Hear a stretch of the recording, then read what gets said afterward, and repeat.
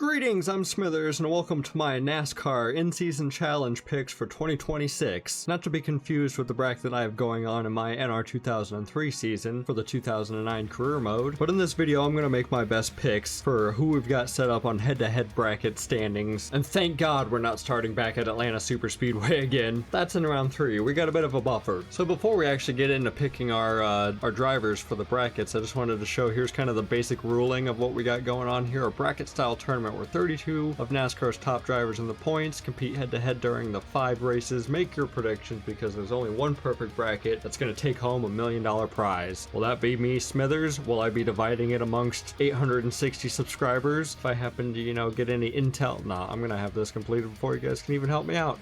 Beside the point, if you guys want to let me know who you decide to pick or also share with me in some sort of form of social media, links will be in the description down below to all my accounts. Please follow along, hit the like button, hit the follow button, subscribe to the channel if this is your first time visiting the Smithers channel. But as we continue on through here, round 1 is Sonoma road course. I kind of have an idea of who I'm going to have set up for that. Chicagoland Speedway coming up next. I'm excited about that track. Then Echo Park, like I said, on round 3. North Wilkesboro coming into round 4, and then the finale is going to be the Brickyard 400 at Indianapolis Motor Speedway. Alright, we're all signed in, got things all figured out, got my name up there, so if you want to, look on the actual standings on the NASCAR site and see where I'm placed at, I guess, I'll also be keeping track kind of on my post tab on YouTube if you want to follow along with that as well. But let's go off, starting off with Tyler Reddick and Alex Bowman at Sonoma. And I know Bowman and Reddick, they've battled it out at Chicago Street Course before, and Bowman got the better of Reddick. He smacked the wall on the final lap, kind of busted his tire, and Tyler Reddick also last week out front blowing a tire. He blew a Tyler. Not gonna go any farther with what I thought about with those jokes. Moving on, I do think Tyler Reddick, if untroubled going through Sonoma Raceway, I think Toyotas are going to be doing good. Tyler Reddick obviously has been kind of out front, not always, but when the time is right, he seems to be finding himself. And he won COTA earlier this year, so he's not bad on the road courses. Bowman's, he has not been anywhere kind of like towards the front of 48. I've not, his name's not been spoken too much as far as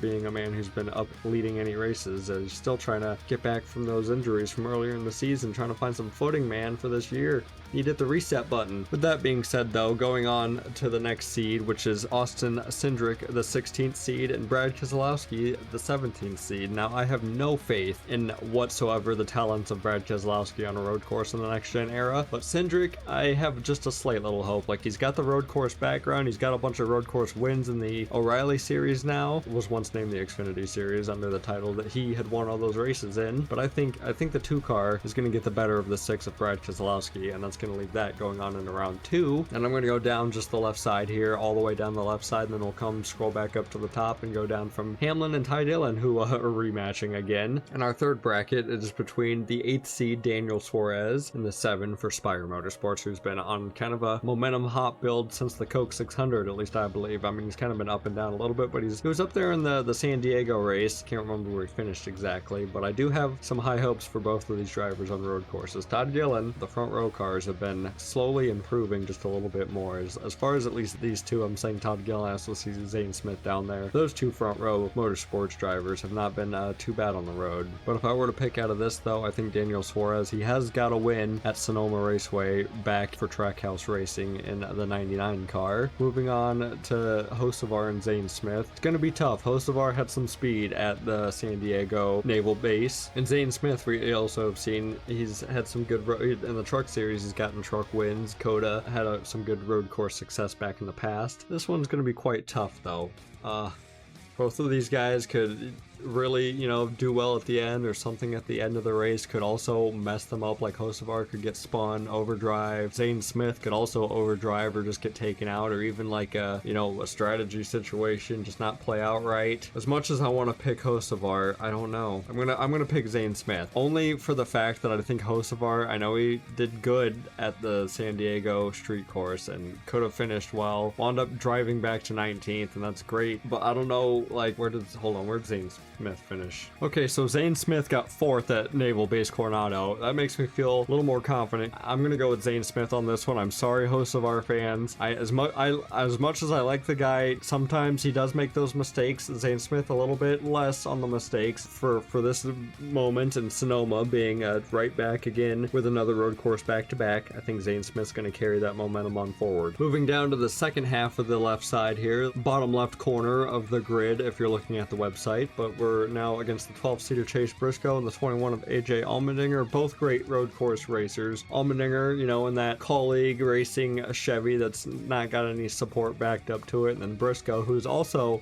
been a decent road course racer himself, and he's in a Joe Gibbs Racing Toyota, which I feel like that's going to help him in the long run as long as he doesn't run into any troubles. Now, he finished 17th at San Diego, and I am going just right off of last weekend's stats, and as far as looking back at Coda and stuff, I could also do that to see where he's kind of averagely finished, but he has been doing well on the road courses this year. AJ Allmendinger got a top 5 at the Coronado Naval Base, so it also just depends too, because Allmendinger's hit or miss with that team. They could be doing really good, firing off great, or like something could really go wrong, whether it's like engine problems or they're not having the speed. If nothing goes wrong with the 19 of Chase Briscoe, maybe that 19 car will be fast enough to stay up towards the front and compete with I feel like SVG is going to be a threat in this upcoming race at Sonoma, but the 19 car's been in victory lane there before with MTJ. I don't know, I think AJ might be on a hot streak right now. He might take out Briscoe. It all really depends on the speed that car unleashes on Sunday, or even in practice. Moving on to Ty Gibbs and Austin Dillon. This one's going to be honestly a really fucking easy pick. Ty Gibbs is going to be outdoing Austin Dillon unless somehow a blood moon happens over the weekend and like wine country spills over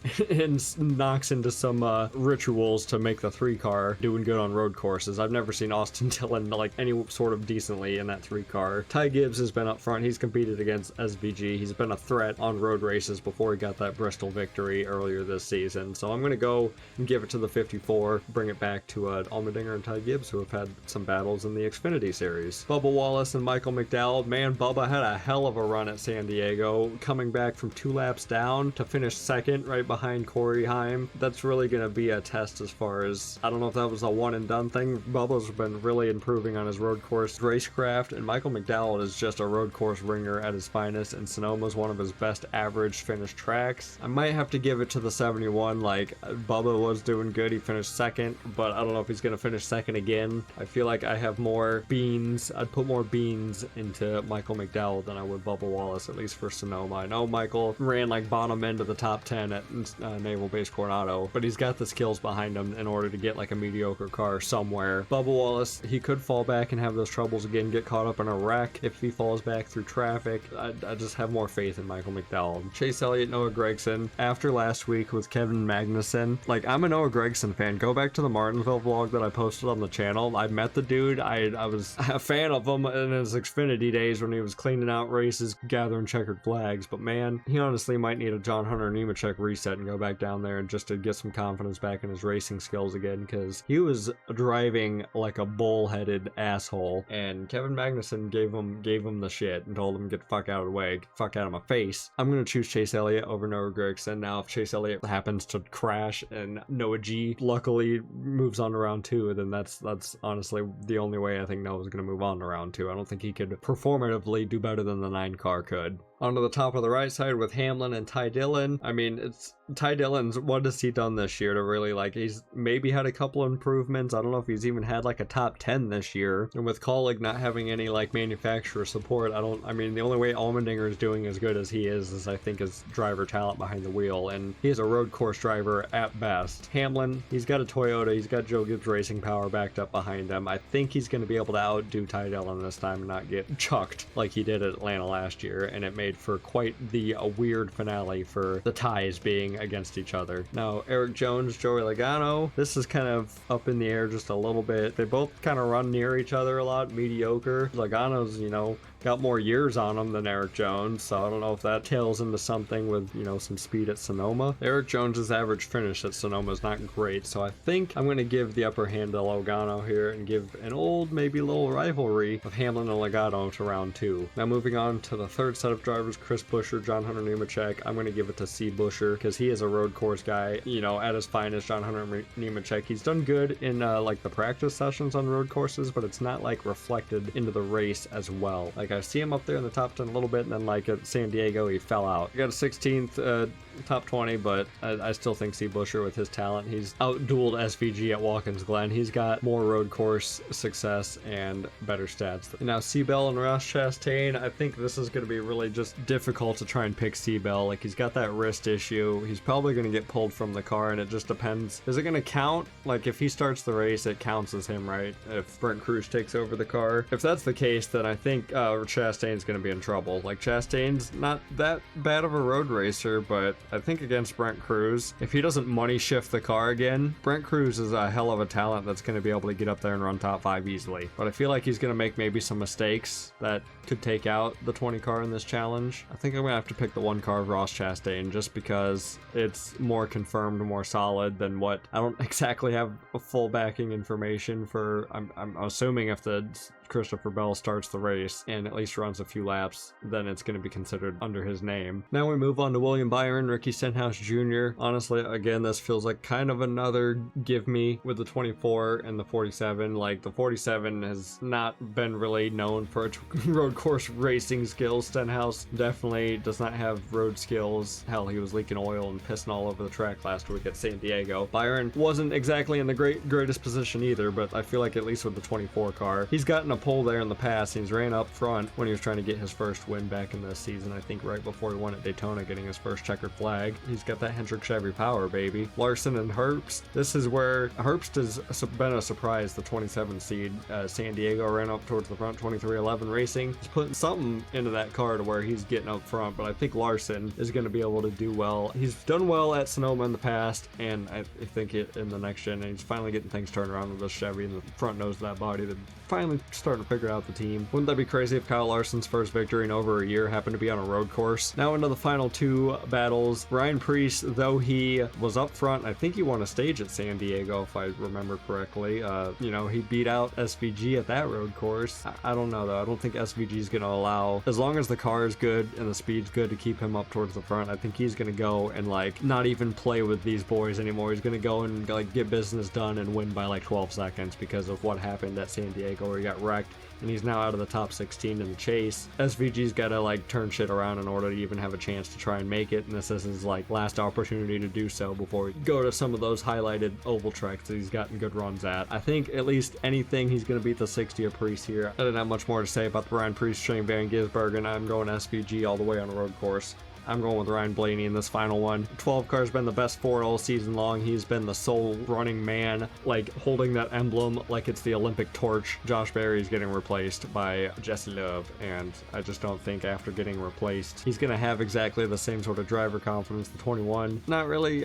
Josh Berry's like a short track oval racer. He's not really known to have the skills behind turning left and right. Chicagoland round 2 is what we're looking at here. Chicagoland, I think Reddick is going to do well and outdo Cindric, the number 1 seed. Like he's done good on mile and a half, won Kansas earlier this year. He's on a streak. He's got to try and keep that point battle alive, and he's kind of slipped it, let it go with these last few weeks as Denny Hamlin's won on his winning streak and even getting a road course almost top 10. I think he was up there. He was doing good, surprisingly. Hamlin was, but I think Reddick is going to outdo Austin Cindric. That 2 car is just not anywhere near towards the front on mile and a half. The Fords, they're not there. And when it comes to Zane Smith and Daniel Suarez, mile and a halves, both of them have kind of done well. I mean, Suarez has gotten a win on the Coke 600 Charlotte Motor Speedway track. Zane Smith was out front leading and trying to do some fuel saving, some stuff on some other tracks. I think though, based on like team performance, Spire Motorsports is ahead of Front Row by a long shot. The 7 and the 77 have wins this year. The 38 and the 36, or the 34, my bad. They've been there, like not there up towards near the front at all. Todd Gillen's kind of been mediocre, and Zane Smith has popped off on a couple of like moments, highlights where it's been like, hey, they're they're up front, they're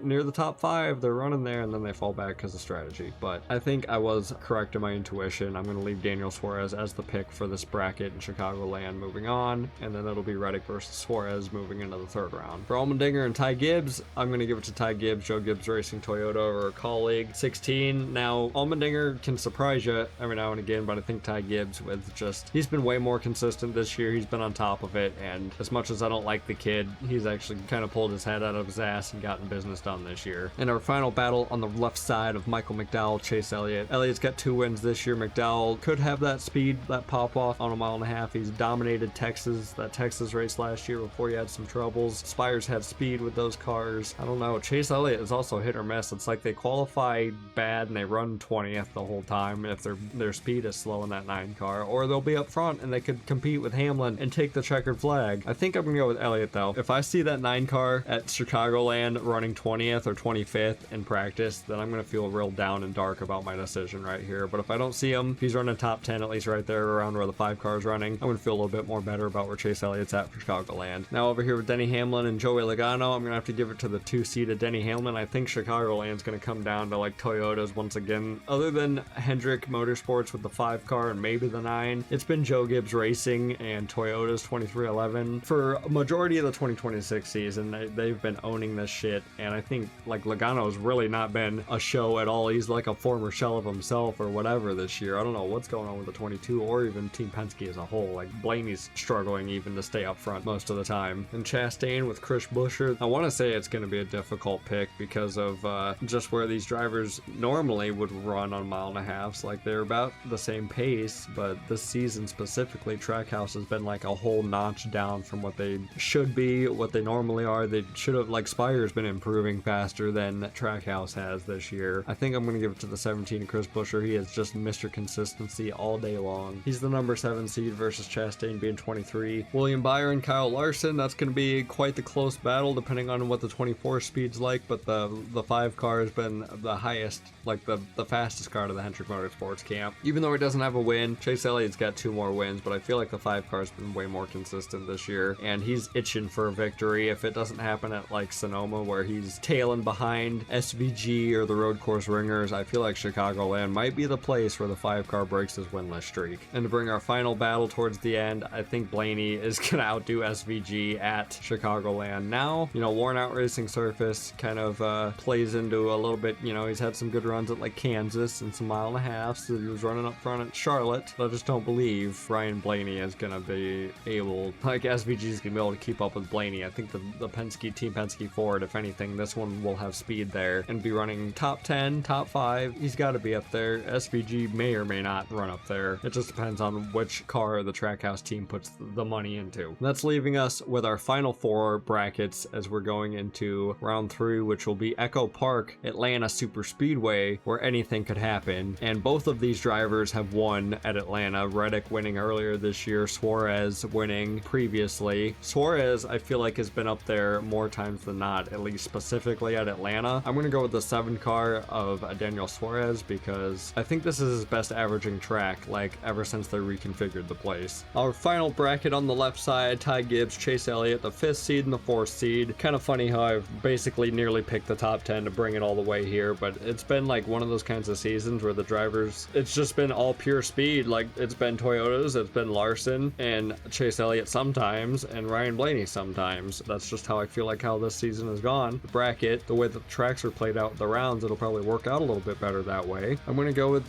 Chase Elliott, I think, on this one, because hometown hero, he's won there before. Ty Gibbs, he's been up front on a lot of super speedways, and he's gotten collected up in a lot of shit, or he's gotten like left hung out to dry towards the end. I'm just going to slide over here to Larson and Blaney. Might as well just do it. We're right here on the same page. I think Blaney's going to outdo Larson on the super speedways. Blaney is an act for super speedways, and Atlanta is one of the ones that he's been kind of close, but he's not pulled into victory lane during this configuration. And then that leaves the final bracket up here in the top right hand corner between Hamlin and C. Buescher. This one could go either way. Hamlin could hang back and wait till the very end and get up there towards the front and get a decent finish and allow Buescher to like wreck out, crash out. He could be up there. He's been collecting some stuff that wasn't his fault this season just because he's been wrong place, wrong time. I feel like Hamlin might be a little bit more of a strategist here. He's also looking to try and get the regular season championship over his driver Tyler Tyler Reddick, I think he might be able to like survive here, because hell, nobody thought he was going to do good at the road course, and look where he was doing. He was top 10, wound up I think finishing right outside the top 10, 14. Like, that wasn't planned at all, I don't think, by Hamlin. We all thought he was going to be in the back. So coming to North Wilkesboro, we're going to have these two head-to-head battles of Hamlin and Blaney and Suarez and Elliott. When it comes to the short flat ovals, I'm gonna have to go Ryan Blaney. Chase Elliott has had some success on some short flat ovals before, being at the Madhouse. And Suarez, he's a bit of a bully. He might be able to rough you up and get up there anyway. He was also doing good. That was the first start in the Spire number 7, Bowman Gray Stadium, knocking in fenders and still wound up top 5. I think it might become a Blaney-Elliott kind of thing. And when it gets down to Indianapolis, Blaney versus Chase Elliott. Hendricks had more speed this year, but also, like I said, that 9 car could be hit or miss. Blaney, he knows how to manage some tires and get up there on a long run. I'm gonna make it Blaney. Honestly, not who I thought at all who I was gonna fucking pick at the beginning of picking all these out, but as I've bracketed it all down and tried to explain my reasoning behind my decisions the best as possible, Blaney might be able to sneak it in under that stash. Now, if a tiebreaker happens, predict how many laps in the in-season challenge the champion will lead during the 5 race tournament. How many laps will Blaney lead in these 5 races? I feel like he could lead a lot at Atlanta. Sonoma, not so much. Chicagoland, maybe. Indianapolis, probably not. North Wilkesboro, he also might lead a lot there. I'm gonna go 223. Why? I don't know that number. Joey Logano number, adding a 3 just in case he gets that 1 extra lap. So that is going to be it. Cup Series and Challenge winner plus 900 in the DraftKings Sportsbook. If you're into that, I'm going to submit it. Congratulations, we have been submitted. So that is my in-season challenge bracket for the NASCAR 2026 season, starting here at Sonoma this weekend, going on to the next 5 weeks of the season. I want to thank you guys for watching this video. Let me know down below maybe what you thought about my decision making or my reasoning behind it. Let me know who you picked or who you would pick if you don't have like a NASCAR account to do this yourself. Would love to discuss this kind of stuff with you guys in the comments down below. And if you're new to the Smithers Racing channel, I mostly do NR 2003 content, but I am a NASCAR channel, so I try to branch out and do other stuff when I can. Also this weekend I will be having myself a Sonoma race being posted to the channel, moving on into my NR 2009 season. We are getting very close to our 12-man chase, only 2 races left after that. Thanks again for watching. I'll catch you in the next video. Have a safe one out there. Peace out.